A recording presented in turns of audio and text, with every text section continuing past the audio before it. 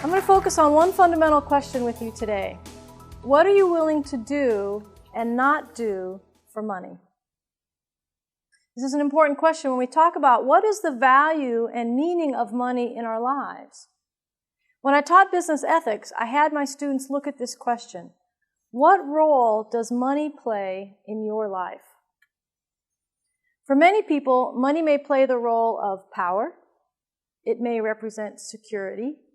It may represent control or influence. And for some people, they learned that money was love. If you don't know what value and meaning money has for you, and if you don't know the role that money plays for you, you won't be able to handle money well. So today I'm going to talk to you a little bit about what are you willing to do and not willing to do for money. And I want to give you a couple case studies about that. Before I do that, though, I want to share with you what I believe is the fundamental core component of business. Now, most people are going to think, well, business is about money. And actually, business is about trust.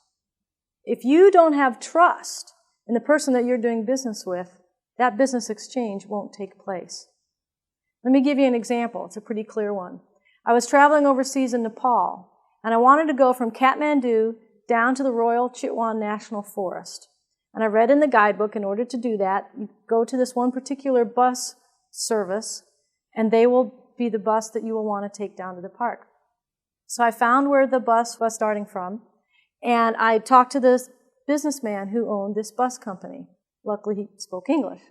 So in the exchange, I found out where the bus was going to leave, how much it was going to cost, what time it was going to take place. And in the end of it all, I felt fairly comfortable with him, and I gave him my money. I gave him my rupees. And in exchange, he gave me a piece of paper. I assumed it was a ticket. On this piece of paper, however, were just a bunch of scribbles. For all I could tell, I could have bought a piece of paper that said, "You dumb foreigner, you just gave me a lot of money for a blank piece of paper." For all I knew, that was exactly what took place. I had to trust that when I showed that piece of paper the next morning to the bus driver, I was going to, in fact, be able to get on that bus and get to where I needed to go. And, in fact, that did happen. But I didn't know. I had to trust that that was the exchange that took place. If you're in business, your customers have to trust that if they give you money or they hire you to do a project, they will, in fact, get the product or service that they're hiring you for. If they don't trust you for that, that business transaction won't take place. And so in order to build that trust, you have to have a sense of your own personal integrity. And your business has to have integrity. If your business doesn't have integrity, and if you don't do your work with integrity, you won't be able to stay in business very long. So let me give you the perfect example of a company that failed to do this, which was Enron. Familiar company to most of us, right? I had the opportunity to hear the woman who was the primary whistleblower in that company and her story of how Enron got to be where it ended up being. She had worked for that company in the accounting department and was absolutely on that fast track, corporate track to be in the upper executive suites of Enron. What she found herself being asked to do was taking more and more and more unethical steps in how she was doing accounting, until she finally got to a point where she said, here is a line I'm not willing to cross. And so she stopped working in the accounting department, even though she was on this fast track, because she knew that they were asking her to do something that she didn't feel comfortable doing. She knew where that line was for her. So she stepped out of the accounting department and she went and did something else for 5 years. And all of her friends, all of her coworkers in the accounting department said, what are you doing? You're giving up this great opportunity. You can make all this money. You can be a top executive here. Why are you doing that? She had her own sense of her own personal integrity, and she knew what she was not willing to do for money. She ended up then working for the chief financial officer, but when by this time Enron was involved with some not just unethical behaviors, but severely illegal activities. And she saw what was happening, and she said, this has to stop. And so she was one of the primary whistleblowers.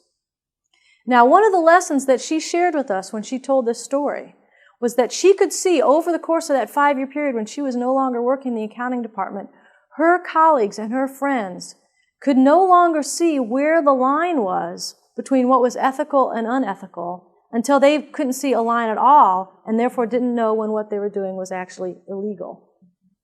So if you don't know where that line is for you, it's too easy to cross it. You have to know what you're willing to do and not willing to do for money. And what role does money play for you, so that when you're in those situations, you'll know how you want to respond.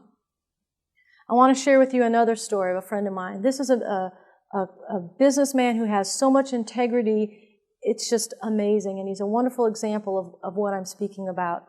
James is in the insurance business, and he says the money there is unbelievable. It's very, very tempting. If you don't know how to handle money well, and if you don't know where your line is, it's too easy to be tempted to end up doing some things that you're going to regret later. So here's his story. He was working for the insurance company where he's currently working now, but at the time he was working in California, in a very large office building.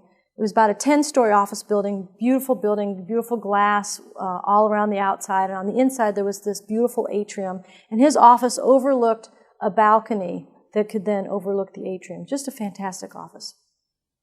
One of his customers was a businessman who owned several restaurants. And this businessman called him up one day and he said, one of my workers got hurt on the job and now is filing for workers' comp. And I've noticed that my workers' comp policy is lapsed, and so I need to talk to you about it.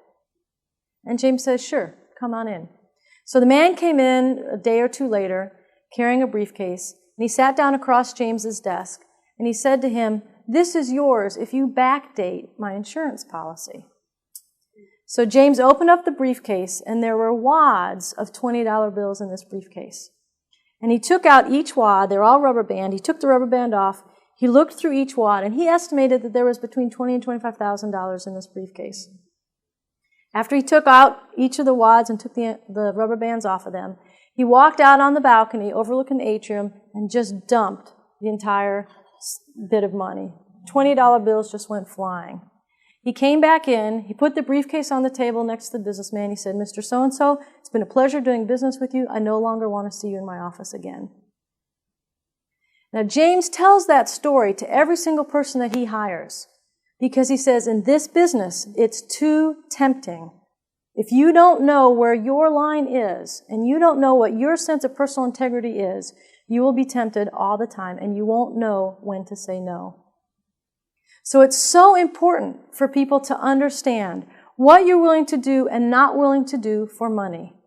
And it's important to understand it now before you get into any kind of ethical dilemma or find yourself in a situation where it's going to be hard to say no. Knowing where that line is for you is enormously important because what cost and what price is your integrity to you? And what's the price of integrity to your business? If you don't know that, your business won't stay in business very much longer. So I want to just leave you with those thoughts about how to think about the role that money plays in your life personally. What's the role of money to your business? What are you willing to do and not willing to do for the money?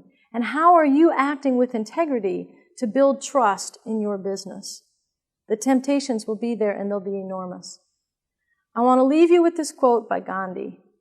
Gandhi said, my life is my message. What is the message that you're giving with your life? What is the message that you're telling the world about how you conduct business? And are you willing to put that message out there to say, I'm a person of integrity no matter what? My integrity cannot be bought. Thank you for listening.